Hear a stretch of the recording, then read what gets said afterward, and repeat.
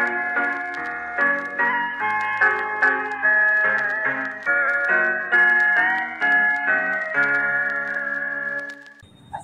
warahmatullahi wabarakatuh. Saya Dirasina Julisa. Saya Helen Felita. Saya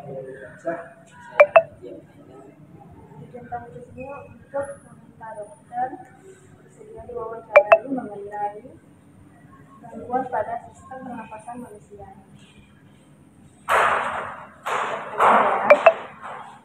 Pertanyaan pertama, dari pengalaman dokter dalam menangani pasien asma, apakah ada faktor lain yang menyebabkan asma selain faktor keturunan?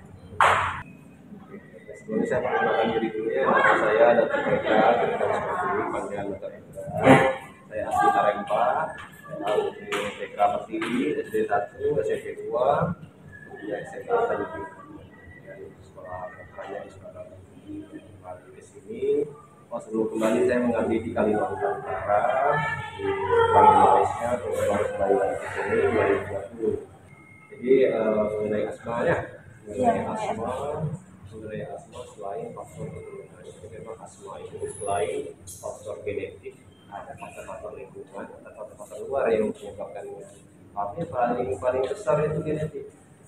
Nah, genetik itu yang paling memberikan paling besar efeknya. Misalnya orang tua ada asma, kemungkinan besar anaknya ada asma. Tapi ada juga yang tidak asma, juga ada asma. Ataupun yang asma, tapi ada yang asma. Bukan yang biologi ada tuh kan. Nah, tapi ada juga faktor lain seperti pertama ya faktor alergi. Nah, alergi ini dia berkaitan seperti pertama lingkungan, utama dulu ya, pola hidup, gaya hidup.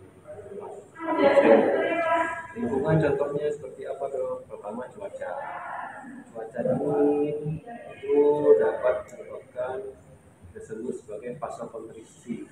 Fase kontriksi itu nyempit saluran nafas. Pertama kalau orangnya ada genetiknya, dia akan lebih tekan. Jika dingin, cuaca berubah-ubah. Kemudian ada faktor alergi lain, misalnya biji, kemudian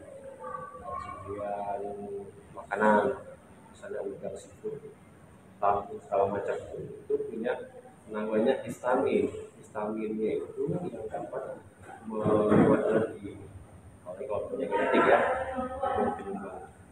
Kemudian faktor gaya hidup, paling besar genetik gaya hidup, asma ya. Bagi pengidap asma, sebaiknya apa yang harus dilakukan untuk menghindari terjadinya kambuh asma pada saat tertentu? Ya, jadi untuk menghindari asma itu tadi faktor pencetusnya. Jika faktor pencetusnya itu karena genetik, kemudian faktor gaya hidup. Artinya biar tidak asma gimana nih dok? Ya, faktornya itu yang harus jangan sampai muncul ataupun diikuti. Tapi kalau genetik oke lah, itu tidak bisa menghindari genetik, ya mungkin mutasi gen tidak akan. Artinya faktor lingkungan yang berbeda. Misalnya memang ada alergi, asma dan segala macam, debu ya hindari debu. Dingin ya jangan sampai kedinginan, kalau cuaca dingin ya pakai jaket. Kemudian makanan, seafood ya hindari, udang, ikan-ikanan. Ya, tapi tidak semua itu orang yang alergi seafood itu alergi, tapi dia biasanya spesifik. Dia tak alergi sama kentang atau udang, tapi tidak alergi sama ikan ronggol. Ataupun ada juga yang ikan ronggol yang tetap alergi. Karena hewan-hewan itu dia ada berhistamin tadi di kulitnya ataupun di dagingnya itu banyak yang sama ketat. Jadi hindari faktor risiko.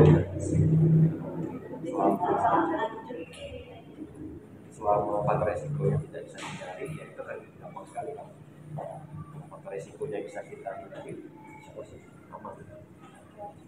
Apa penanganan yang biasanya dilakukan oleh tenaga medis untuk mengidap penyakit asma? Penanganan asma, jadi kalau secara medis kita itu melihat asma terbagi menjadi tiga. Ada ada asma serangan ringan, ada sedang, ada berat.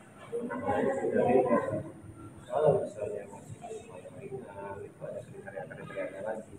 Mungkin untuk batas SMA misalnya ya, asma ringan itu kita cukup dengan nebulizer. Nah itu ya, baweannya yang diuap.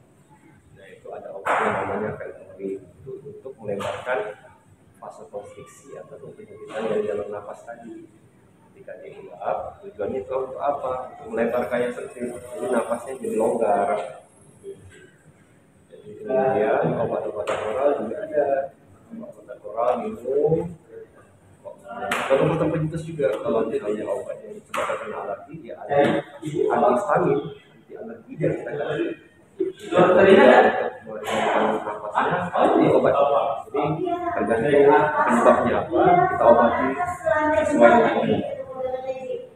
Penanganan awal disarankan uap, dan disarankan juga kalau rumah punya uap itu lebih bagus lagi. Tinggal konsultasi, kontrol obatnya bagaimana. Terima kasih. Sekian pertanyaan dari kelompok kami. Terima kasih kepada dokter sudah bersedia untuk wawancara. Itu aja ya. Terima kasih ya. Ya, semoga bermanfaat.